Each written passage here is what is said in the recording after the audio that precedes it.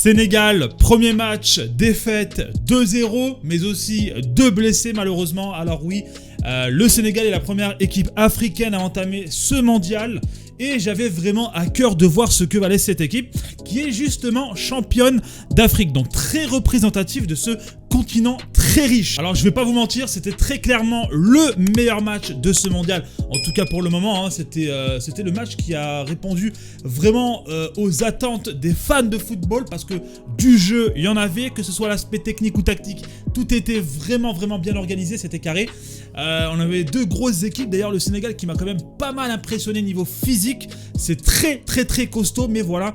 Aujourd'hui malheureusement le Sénégal a pêché 2-0. Les buts, ce sont les buts pris, c'est en fin de match. Donc on voit clairement qu'un match c'est de la première seconde à la dernière minute. Un match c'est 90 minutes les gars, il faut rester concentré de A à Z. Et quand tu commences à pêcher, ou si tu as des erreurs d'inadvertance, ou que tu n'es pas concentré, ne serait-ce que l'espace de quelques secondes, voire 1 minute, tu le payes directement face à des équipes comme la Hollande. La Hollande qui a des joueurs individuellement parlant très technique, hein, c'est très lourd. Après voilà, moi personnellement je trouve que cette défaite elle est quand même très dure à digérer, puisque le Sénégal a quand même très bien joué hein, sur l'aspect tactique. Techniquement, comme je disais, c'était beau à voir, hein, c'était très costaud, c'était très sérieux. Donc là, quelque part, ça me fait plaisir et c'est quand même encourageant pour la suite de l'aventure. Parce que oui, même si ce premier match, malheureusement, a commencé avec une défaite, et c'est vraiment pas bon de commencer le mondial avec une défaite, hein, c'est pour le moral, pour la suite, c'est très compliqué. Mais bref, le tournoi n'est pas terminé, la Coupe du Monde est très loin d'être terminée. Il y a encore 2 équipes à affronter, l'Équateur et le Qatar. On a pu voir ce que ça pouvait donner, on connaît ces équipes et on connaît de quoi est capable le Sénégal. Voilà, aujourd'hui le Sénégal malheureusement a manqué d'un Sadio Mané. On a très clairement pu voir qu'il y avait des occasions de créer, hein. Il y a vraiment eu des occasions, mais voilà, devant il n'y avait pas la personne à la finition, il n'y avait pas la créativité devant pour conclure ça quoi, malheureusement. Donc c'est vrai que Sadio Mané quand même manque à cette équipe, ça se ressent et ça se voit, mais c'est pas terminé. On a quand même 11 joueurs, c'est pas du tout on va pas s'en remettre entièrement à Mané. Ce que je veux dire c'est que aujourd'hui on a quand même une équipe qui est capable de s'en sortir sans Mané. Et j'espère qu'ils vont le faire justement au prochain match. Le prochain match, c'est face au Qatar et tu te dois obligatoirement de gagner ce match pour te remettre en confiance. Et je trouve que le fait que le Qatar soit juste derrière les Pays-Bas, c'est plutôt une bonne chose parce que bon, on sait que les Pays-Bas étaient quand même favoris de ce groupe. On savait que le Sénégal, il y avait moyen de titiller ce Pays-Bas. Et on a clairement vu que dans le jeu, le Sénégal pouvait gagner ce match. Malheureusement, ça s'est joué sur des détails, mais voilà. Le prochain match, c'est face au Qatar. Donc c'est le moment d'emmagasiner une victoire, mais aussi de la confiance pour l'Équateur qui se jouera donc en dernier match. Et ce sera un peu, je pense, la petite finale de cette poule. Et on verra qui finira deuxième justement entre le Sénégal et l'Équateur. Donc oui, le tournoi n'a pas été commencé de la meilleure des manières, mais c'est très loin d'être terminé.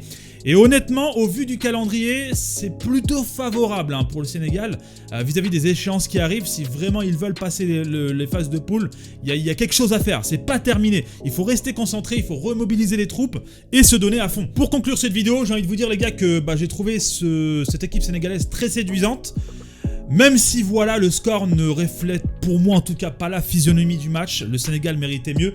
Je pense qu'on aurait pu terminer sur un 0-0, ça aurait été plutôt bien pour les 2 équipes. Mais voilà, comme je vous l'ai dit, les matchs ça se joue sur des détails, il faut rester concentré de A à Z. Et là les gars, c'est vraiment le niveau professionnel, le haut niveau. Là vraiment, une erreur, tu le payes cash. Et encore, là c'est face aux Pays-Bas, mais il y a d'autres équipes qui sont encore beaucoup plus dangereuses hein, devant. D'ailleurs c'est juste une parenthèse, mais cette équipe sénégalaise que j'ai pu voir aujourd'hui m'a énormément fait penser à l'équipe marocaine qu'on avait en 2018 sous l'ère Renard. C'était techniquement propre, tactiquement c'était en place, il y avait un gros pressing comme le Sénégal aujourd'hui, c'était très costaud physiquement et le Maroc avait procuré un très beau jeu lors du mondial 2018 en Russie, mais malheureusement n'avait gagné aucun match, malheureusement.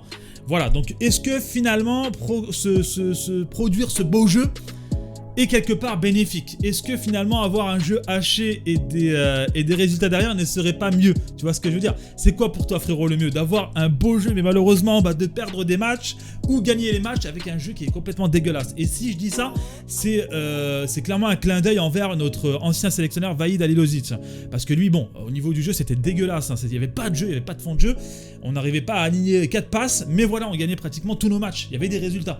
Donc bref, c'était une petite parenthèse, hein. Parenthèse fermée en tout cas. J'espère que le Sénégal au prochain match va se rattraper. C'est le Qatar, donc il y a moyen, on connaît le niveau du Qatar. Le Qatar n'est pas une nation de football, même si c'est eux qui organisent ce mondial. Donc derrière le Sénégal, il va falloir vraiment se remettre en confiance, remettre un pied à l'étrier et se reconcentrer. Et ça va être très important, l'aspect psychologique. C'est pas terminé les gars. Bref, c'était Roro les gars, dites-moi dans les commentaires ce que vous en pensez, ce que vous avez pensé de ce match, vos tops, vos flops, et qu'est-ce que vous pensez par rapport à la suite. Est-ce que le Sénégal va réussir à sortir des poules ou pas selon vous? Voilà frérot, donne-moi de la force, like, le commentaire, l'abonnement si c'est pas encore fait. Je te dis à très bientôt, c'était Roro, peace.